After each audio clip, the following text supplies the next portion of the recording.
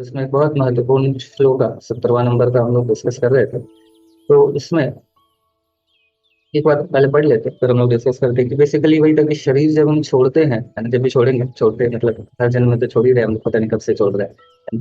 तो उस समय ये प्रार्थना बेसिकली वही प्रार्थना कर रहे हैं कि मेरे ऊपर ऐसे कृपा करिए कि जब मैं शरीर छोड़ूं तो आपके नाम का स्मरण करते, मतलब आपको इस भगवान का स्मरण करते हुए ऐसा मैं शरीर छोड़ूं आपके, और आपको आपको मतलब इस शरीर से जो मेरा डिटैचमेंट है वो रहे, सो दैट मैं आपको स्मरण करते हुए आपको प्राप्त कर सको। तो बेसिकली इस मंत्र में इसको बताया गया है। इसी पे हम लोग चर्चा कर रहे थे कि क्या, जैसे भगवान बताते हैं कि क्या स्टेट ऑफ कॉन्शियसनेस रहनी चाहिए, चेतना का क्या स्तर होना चाहिए जिस समय हम वास्तव में जब शरीर छोड़ेंगे तो भगवान को ये धाम प्रवेश कर सके। तो उसी के ऊपर हमारा डिस्कशन चल रहा था। उसको थोड़ा सा भी हम लोग पढ़ते हैं, फिर आज हम लोग इसको इस मंत्र को कंक्लूड करेंगे। तो बहुत इंपॉर्टेंट है ये श्लोक, ये जो मंत्र है बहुत महत्वपूर्ण मंत्र है। पूरा हमारा एकदम ऐसा ट्रेन, मतलब ये पूरे जीवन को जीने के लिए जो एक है ना, जैसे तीन चीजें है ना, एक तो हमारा भगवान के साथ संबंध और अभिदेय और प्रयोजन है ना। तो ये तीन चीज में जैसे संबंध क्या कि सबसे पहले हमको समझ में आना चाहिए कि भगवान के साथ हमारा रिलेशनशिप क्या है। फिर वो रिलेशनशिप है तो उस रिलेशनशिप को कैसे, जैसे माता पिता का रिलेशन, मतलब एक बच्चे का अपने मदर के साथ रिलेशन उसको पता चल अच्छा ये मेरी माँ है तो उनकी सेवा करेगा, है ना। तो उसी तरीके से ये संबंध विधि प्रयोजन ये तीनों बहुत महत्वपूर्ण है। तो भगवान के साथ संबंध स्थापित हमारा होता है कि हाँ ठीक है, भगवान हमारे सुप्रीम फादर है, हमें मतलब अल्टीमेटली हम सभी उनके पार्ट एंड पार्शियल है। तो फिर अभिधेय क्या है? अभिधेय बेसिकली इसी को बताते हैं कि ठीक है संबंध है तो उसको सर्व कैसे करें, एंड फिर उसके बाद प्रयोजन, फाइनली हम क्या अचीव करना चाहते हैं। तुम क्या अचीव करना चाहते हैं?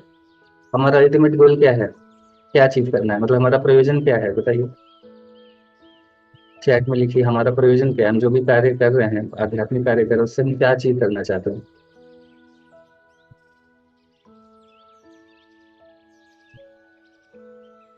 नहीं बताएंगे आप लोग किस प्रयोजन के लिए कर रहे हैं? शिवम लोग बता रहे हैं, वो लोग हम और बैक टू गॉड हेड।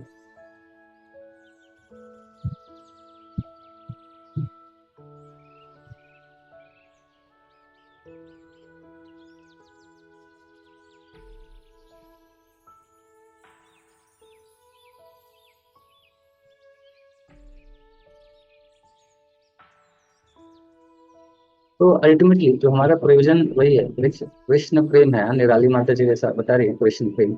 हम वास्तव में हम ब्रह्म माधव गौड़े संप्रदाय, हमारा लक्ष्य सिर्फ भगवान को भगवत धाम जाना भी इवन नहीं है ना।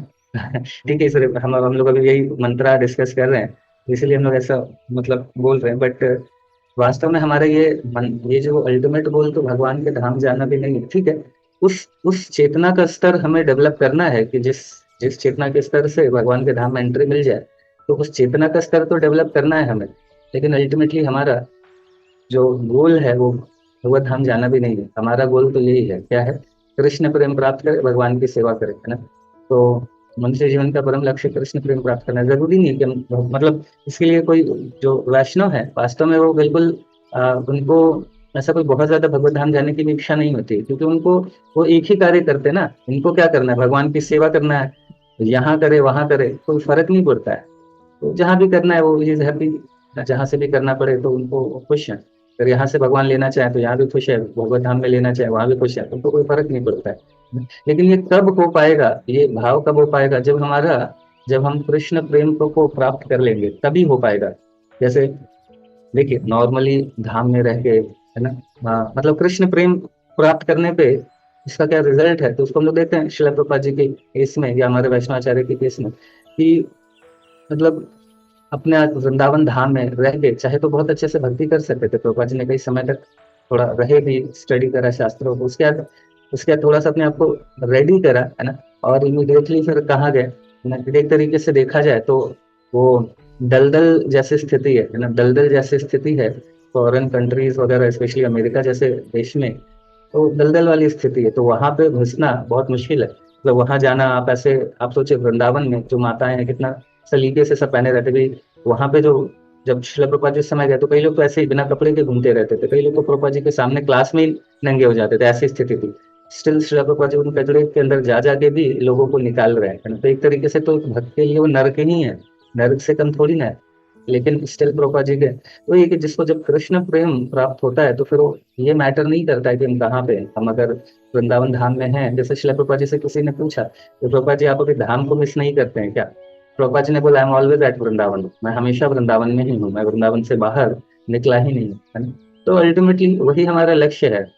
तो हम अभी भी जीते जी भी वृंदावन धाम में ही रहें, ऐसा गोल हमारा होना चाहिए, ठीक है। तो तो यही कृष्ण प्रेम वास्तव में हमारा प्राप्त करने का जो लक्ष्य है। तो इसी मंत्र में बेसिकली इसी चीज को बताया जा रहा है कि हम उस चेतना के स्तर को कैसे पहुंचे, यानी कि भगवान के धाम में प्रवेश कर सके, इस चेतना का स्तर पहुंचना है। बाकी हम उस उतने क्वालिफाइड तो हमें अपने आप को करना है। बाकी अगर भगवान की इच्छा जैसी हो, जैसे हमारी गुरु परंपरा की इच्छा हो, चाहे यहाँ सेवा लेना वहां लेना, वो उनका उनकी इच्छा है। बट एज ए डिवोटी हम तो बस सिर्फ इसी में इंटरेस्टेड है कि हम किस तरीके से सेवा करेंगे। ठीक है, तो आगे इसको डिस्कस करते, मतलब रीडिंग करते हैं, फिर थोड़ा सा और पढ़ेंगे। मतलब फिर थोड़ा और फर्दर इस पे आज हम लोग कंक्लूड करेंगे। इसमें कुछ बहुत इंपॉर्टेंट पॉइंट्स है, इसको हम लोग करने वाले हैं डिस्कस आज। ठीक है, तो इसमें यहाँ से पढ़िए भगवद गीता 8.6 में। तो कौन पढ़ेंगे, आप में से पढ़ सकते हैं?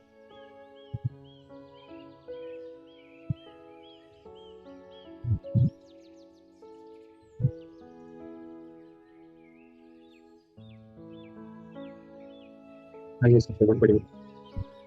हरे कृष्ण प्रभु जी, दंडवत प्रणाम। हाँ, प्रभु, कहाँ से यहाँ पढ़ना? से यम यम वापि स्मरम भाव तेज तेन कलेवरम तम तम तम वैति कौन्तेय सदा तद भाव भाविता।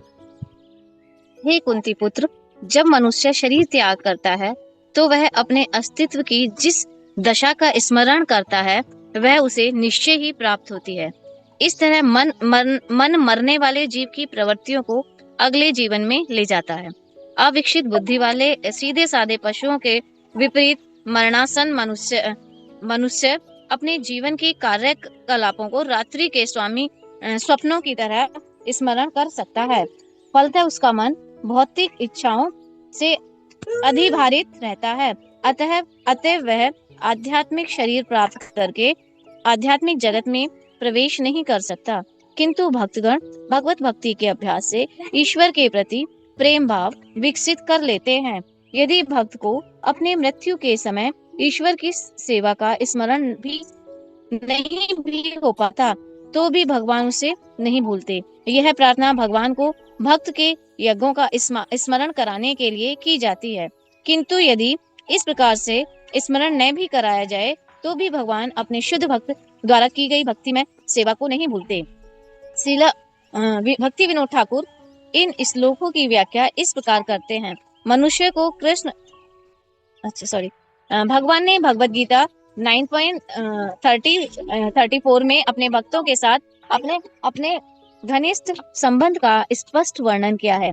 यदि कोई अत्यधिक घृणित कर्म भी करे किंतु यदि वह भक्ति में सेवा में प्रवृत्त रहे तो भी उसे साधु सदृश माना जाना चाहिए, क्योंकि वह अपने संकल्प में ठीक तरह दृढ़ बना हुआ है।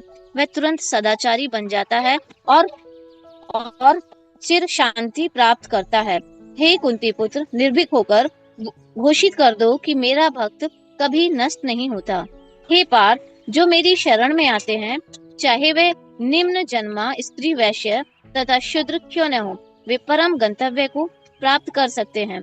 फिर पुण्यात्मा ब्राह्मणों, भक्तों तथा राज ऋषियों के विषय में क्या कहना। इसलिए इस दुख में नश्वर संसार में आने के पश्चात तुम मेरी प्रेममयी सेवा में लगे रहो। अपना मन सदैव मेरे चिंतन में लगाओ। मेरे भक्त बनो, मुझे नमस्कार करो और मेरी पूजा करो। इस प्रकार मुझ में पूर्णतया लीन रहने पर तुम निश्चित रूप से मेरे पास आओगे। श्रीला भक्ति विनोद ठाकुर इन श्लोकों की व्याख्या इस प्रकार करते हैं। मनुष्य को कृष्ण के भक्तों को संतों के सही मार्ग पर स्थित समझना चाहिए। भले ही ऐसा भक्त दुराचार अर्थात दुष्चरित्र वाला क्यों न प्रतीत होता हो। मनुष्य को चाहिए कि दुष्चरित्र का सही अर्थ ठीक से समझे। बद्ध जीव को दो प्रकार के कार्य करने होते हैं। एक तो शरीर के पालन के लिए तथा दूसरा आत्म साक्षात्कार के लिए। सामाजिक पद, मानसिक विकास, स्वच्छता, तपस्या, भोजन तथा जीवन संघर्ष, ये सब शरीर के पालन के लिए हैं। मनुष्य के कार्यकलापों का उस भाग जो आत्म साक्षात्कार के लिए किया जाता है वह उसके भक्त होने के कर्तव्य के अंतर्गत संपन्न होता है और इसके लिए मनुष्य को तत्संबंधी कार्य भी करने होते हैं। प्रत्येक व्यक्ति को ये दोनों विभिन्न कार्य साथ साथ संपन्न करने होते हैं, क्योंकि बद्ध जीव अपने शरीर का पालन नहीं त्याग सकता, लेकिन ज्यों-ज्यों भक्ति में वृद्धि होती है त्यों-त्यों शरीर पालन के लिए किए जाने वाले कार्य घटने लगते हैं। जब तक भक्ति का अनुपात सही बिंदु तक नहीं पहुंच जाता तब तक यदा कदा सांसारिकता का प्रदर्शन हो ही जाता है। लेकिन इस बात को ध्यान में रखना चाहिए कि ऐसी सांसारिकता अधिक काल तक नहीं चल पाती, क्योंकि भगवत कृपा से ऐसी अपूर्णताएं शीघ्र ही समाप्त हो जाती हैं। अतएव भक्ति में सेवा का मार्ग सही मार्ग है। यदि मनुष्य सही मार्ग पर रहे तो यदा कदा सांसारिकता के आ जाने पर भी आत्म साक्षात की प्रगति में रुकावट नहीं आती। भक्ति की सुविधाएं निर्विशेषवादियों बस को माता जी नहीं मिल पाती। यहाँ पे रुक जाइए माता जी, यहाँ पे धन्यवाद। हरे कृष्ण। तो देखिए, जैसे हमने डिस्कस किया, बहुत इंपॉर्टेंट है, बहुत ध्यान से तो माता जी इसको समझने का प्रयास हम सभी को करना है। पहला ये प्रश्न है कि जब जैसे बताया जा रहा है ना कि जिस भाव में जिस तरह का हम स्मरण रखते हैं उस स्थिति में जब हम शरीर छोड़ते हैं तो फिर क्या होता है कि उसी तरह से हमें नेक्स्ट जीवन प्राप्त होगा। तो अब प्रश्न ये उठता है कि अगर ऐसा है तो हम फिर ऐसा करें क्या, बोले हरे कृष्णा और गोली मार ले अपने आप को, है ना। तो अगर ऐसा कर ले तो क्या हमें भगवान प्राप्त हो जाएंगे, कृष्ण प्रेम प्राप्त हो जाएगा। हम तो भगवान के फोटो विग्रह रख ले सामने और उसके सामने हरे कृष्णा बोल के मार ले गोली, है ना। तो क्या भगवान का स्मरण हो जाएगा? तो नहीं होगा, है ना, नहीं होगा स्मरण भगवान का। क्यों? क्योंकि भगवान पता है भगवत गीता में बताते हैं, भगवान बोलते हैं कि सब जो सारे चीटर्स में से भी सबसे बड़ा चीटर मैं हूँ, है ना। भगवान ये बताते हैं कि सारे चीटर्स में से भी सारे चीटर्स मतलब सारे चीटर्स का भी चीटर मैं हूँ, मेरे से बड़ा कोई चीटर नहीं है। तो अगर हम भगवान को चीट करने का प्रयास करेंगे तो कर नहीं पाएंगे, भगवान फिर हमें चीट कर लेंगे। इसीलिए इस तरीके से तो संभव नहीं है, क्योंकि क्या है ना, उस समय हम भगवान को फिजिकली, बहुत ध्यान से इस बात को समझिए कि हम फिजिकली तो बोल लेंगे, है ना, फिजिकली तो बोल लेंगे हरे कृष्णा, बट वास्तव में क्या वो जेन्युइन वो निकलेगा क्या नाम? बस मुंह से निकल गया हरे कृष्णा, लेकिन क्या अंतःकरण से, है ना, हमारा एकदम हृदय से वो नाम तो नहीं निकलने वाला है ना। तो इसीलिए सिर्फ अगर हम सुपरफिशियली सोचे कि हम हरे कृष्णा बोल के, है ना, हम अपने आप को मार ले तो भगवान को प्राप्त कर लेंगे, संभव नहीं। तब संभव है जब हम जीवन भर तब भगवान के नाम लेने का प्रयास करेंगे, तभी संभव है। अब उसमें ये प्रश्न भी आता है कि हमारा तो ऐसा क्वालिफिकेशन नहीं है ना, हम तो इस तरीके से भक्ति कर नहीं रहे हैं, गिरते पड़ते लड़खड़ाते जैसे तैसे तो भक्ति कर रहे हैं, क्या हमारे साथ भी ऐसा होगा, है ना। तो देखिए, भगवान के स्वभाव को समझने का हम प्रयास करेंगे एक छोटे से लीला के साथ, जो लीला सभी ने सुनी होगी, है ना, पूतना वध लीला, है ना। तो ये पूतना, आपको पता है कि ये बलि महाराज की सिस्टर होती है, और बलि महाराज तो जब वामन देव आते हैं तो उनको वात्सल्य, है ना, प्रेम आता है कि अरे ये कितना सुंदर बच्चा है, काश इसको मैं स्तनपान कराती, ऐसा करके उनको वो वाली फीलिंग आती है। बट जैसे ही जब वामन देव अपना बड़ा विस्तार रूप लेते हैं तो फिर इनके मन में इच्छा आती है, अरे इनको तो मार देना चाहिए, ऐसा करके। तो ये दोनों भाव रहता है उनका। तो अगले जन्म में पूतना का शरीर मिलता है उनको, और पूतना के शरीर में जब वो आती हैं, अब भगवान दोनों ही तरह की इच्छा करी हुई थी वो, है ना, इच्छा दोनों ही टाइप की थी, भगवान की सेवा की भी इच्छा और जो उल्टी पुल्टी इच्छा भी है वो भी थी, मारने की भी इच्छा। तो उस इच्छा के साथ जब वो आती हैं भगवान को मारने के लिए, तो भगवान क्या करते हैं, जैसे भगवान को तो पता होता है ना, लेकिन भगवान, आप सबने सुना होगा कि जैसे ही वो भगवान का स्तनपान कराना शुरू करती है ना, भगवान तुरंत क्या करते हैं, आंख बंद कर लेते हैं, है ना। तो ये जो भगवान का आंख बंद करना है, ये इस बात को रिप्रेजेंट करता है, जब तक पूतना मतलब जब सुंदर स्त्री बन के और उनको स्तनपान करा रही होती है, भगवान वही देखते हैं और फिर आंख बंद कर लेते हैं।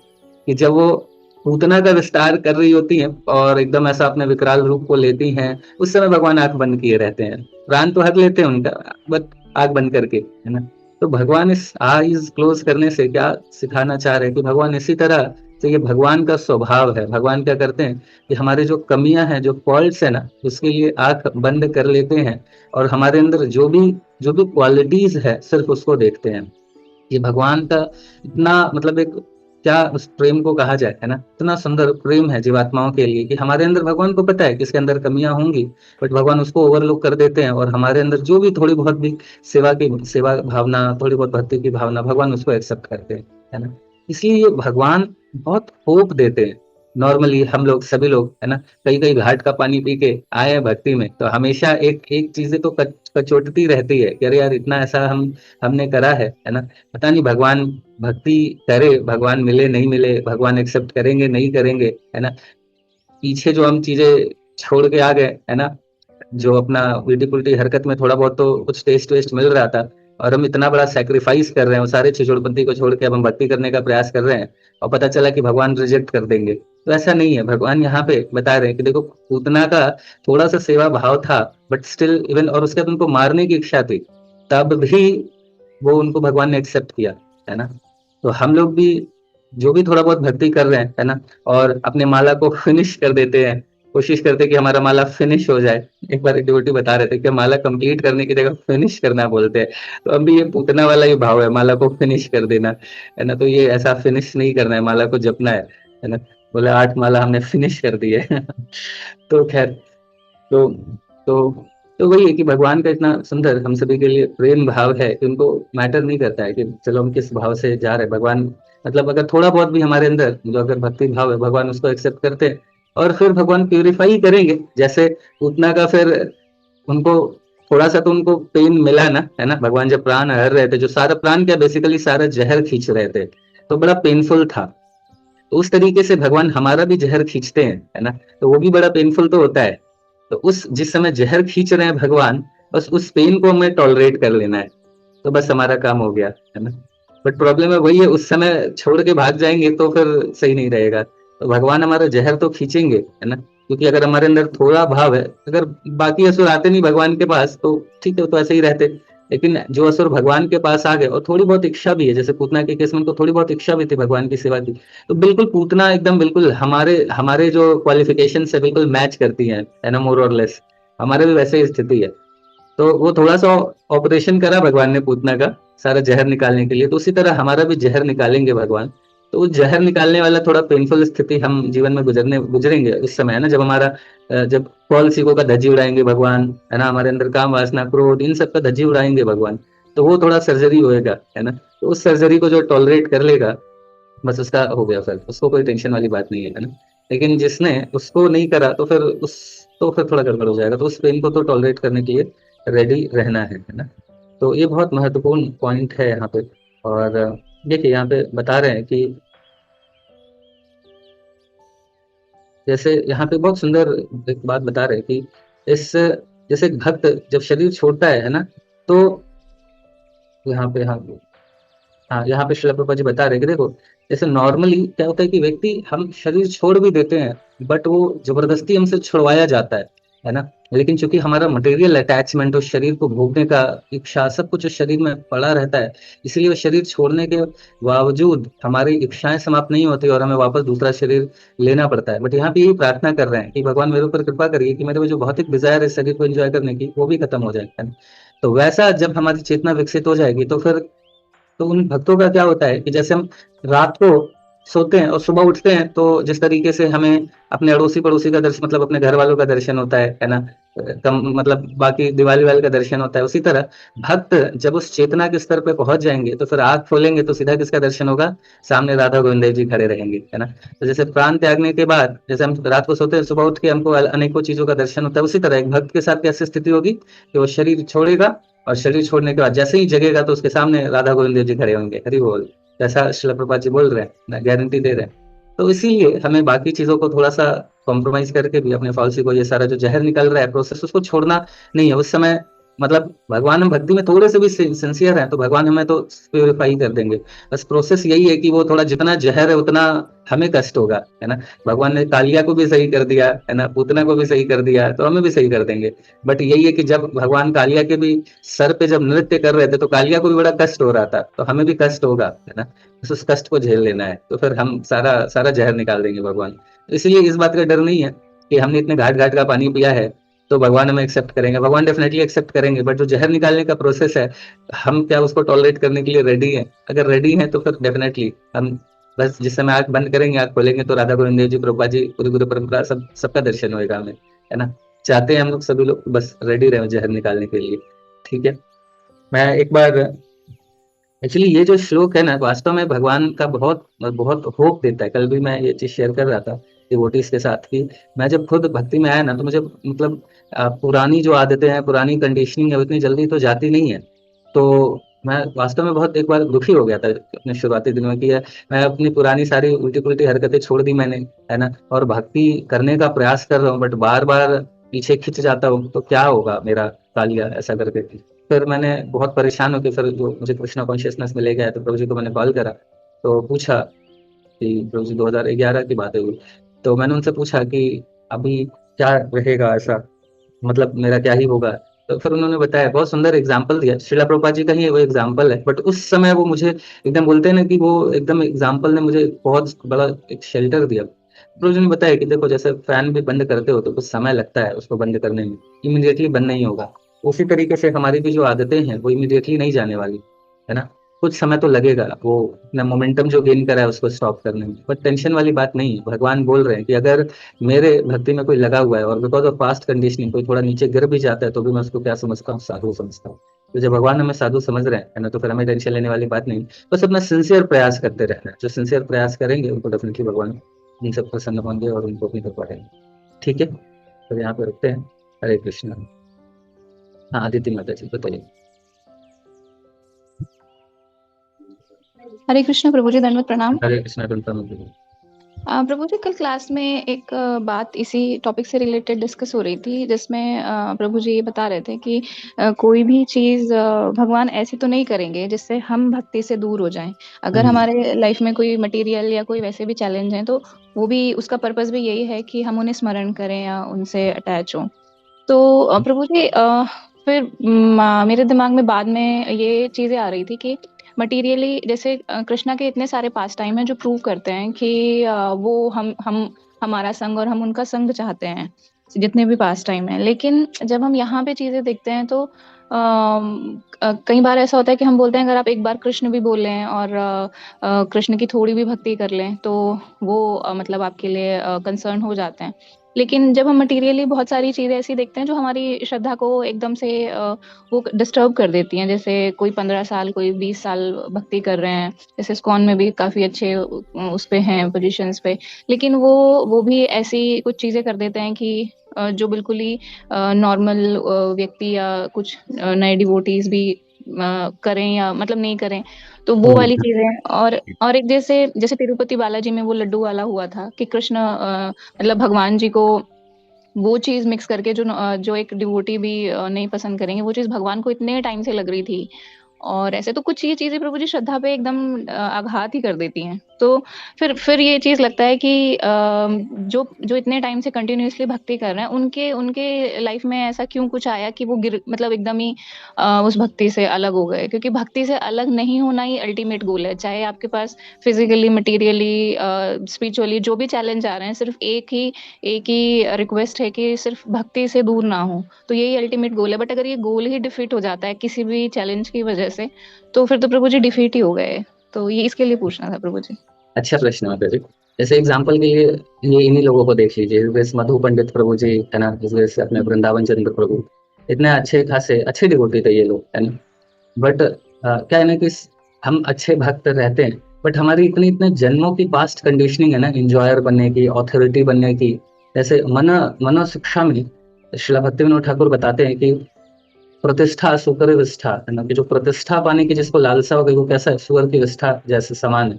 जैसे सुअर की विष्ठा में, सुअर की विष्ठा मतलब पॉटी होती है ना, तो उसमें कुछ भी नहीं होता। सुअर सबकी पॉटी खाते हैं, बट सुअर की पॉटी, तो सब में कुछ ना कुछ न्यूट्रिशन होता है, बट सुअर में कुछ भी नहीं होता है, बिकॉज समझ रहे, सुअर की पॉटी।